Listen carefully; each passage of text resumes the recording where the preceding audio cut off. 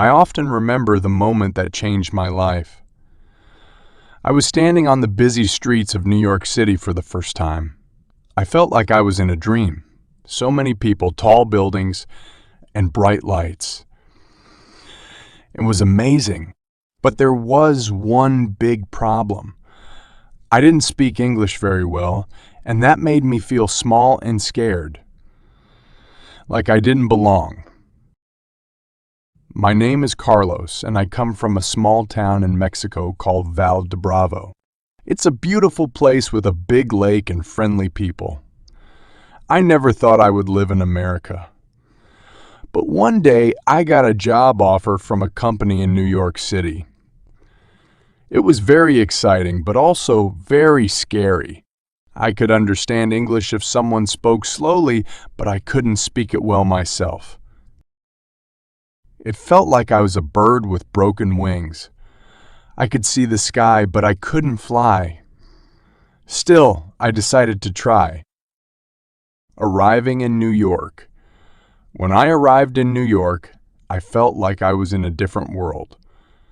People were talking everywhere, on the streets, in shops, in the subway. Their voices sounded like a big, noisy river. I tried to understand them, but they spoke too fast.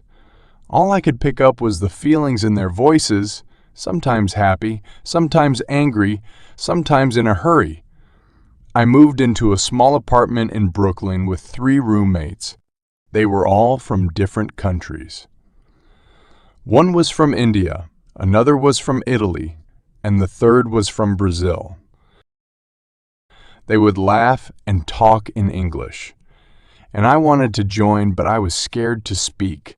I thought they would laugh at my mistakes. So I just nodded and smiled, trying to look friendly, even though I was nervous inside. Finding help. One night, I was feeling very sad and lonely. I missed my family and friends in Mexico. I sat in front of my computer looking for something to help me feel better. That's when I found an online English class.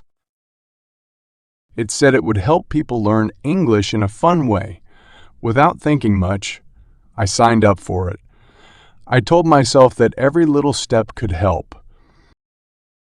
The teacher's name was Lisa, and she was very kind. She understood how hard it was for me.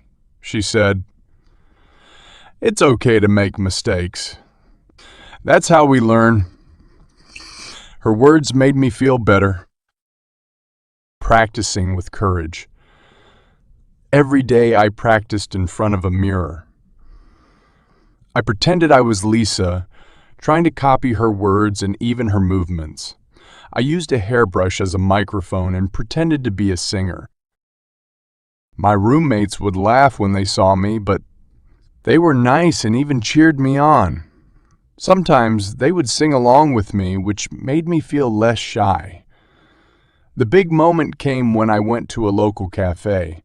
I wanted to buy coffee, and I decided to try speaking English. My heart was beating very fast, but I looked at the barista and said, "1, coffee. Please." The barista smiled at me and said, "Good job." She gave me my coffee and I felt so happy, even though I didn't say it perfectly. She understood me. I learned that the fear of speaking was just as strong as my fear of staying silent. Exploring the city. After that, I felt braver. I started going to different places in New York, parks, museums, and even cultural events. I made myself talk to people, even if it was only a few words. Then, I found a running club in Central Park. The people there loved running, just like me, and they came from all over the world.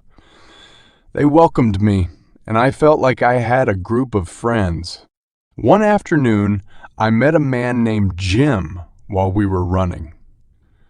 He was friendly, and we started talking. I told him about my hometown and my journey to New York. I was surprised. I could speak better than before. Jim said, "You have a great story, Carlos. You should share it more often." His words gave me more confidence. Speaking in public. A few weeks later, the running club had an event. They invited me to share my story. I was nervous, but I remembered Jim's words. When it was my turn, I took a deep breath and spoke slowly. I paused when I needed to think. The people listened patiently, and they smiled. I realized they weren't judging me. They wanted to hear my story. After that speech, I felt like a new person. I wasn't just Carlos from Mexico anymore. I was Carlos, the storyteller. People came up to me and asked to hear more about my life. They even helped me with my English, making me feel even more comfortable speaking. Facing challenges at work. Months passed, and my English improved a lot. My coworkers even invited me to join in presentations at work.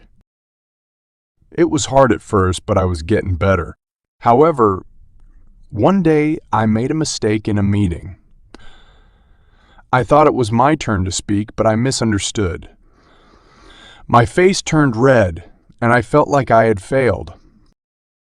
I worried that people would think I was still the shy boy from Valle de Bravo, but my supervisor was calm. He explained what had happened and made sure everyone understood. I apologized, and everyone was very understanding. They even encouraged me, which made me feel better. I learned that even mistakes could be good. They helped me learn and grow. Building confidence and finding belonging. Now, when I walk on the streets of New York, I don't feel like an outsider anymore. I am part of the city. I am part of the city. I am Carlos, the storyteller, and the runner. My journey has changed me. I may still have an accent, and I might make mistakes sometimes, but I'm okay with that. Language is more than just words. It's a bridge that connects people. I am proud of my journey, and I am excited to see where it takes me next. New York City may be big, but now it feels like home. The steps that I took to become confident will surprise you.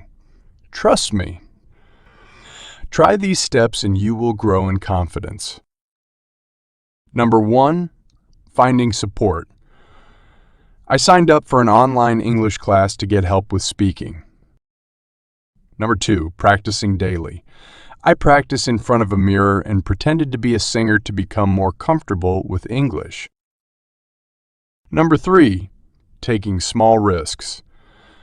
I started small, ordering coffee at a cafe, and learned that people were kind, even if I made mistakes. Number 4, joining a group. By joining a running club, I made friends who encouraged me and made me feel included. Number 5, speaking in public. I shared my story at a running club event, which boosted my confidence. Number 6, accepting mistakes. When I made a mistake at work, I learned to accept it and grow from it. Instead of feeling bad,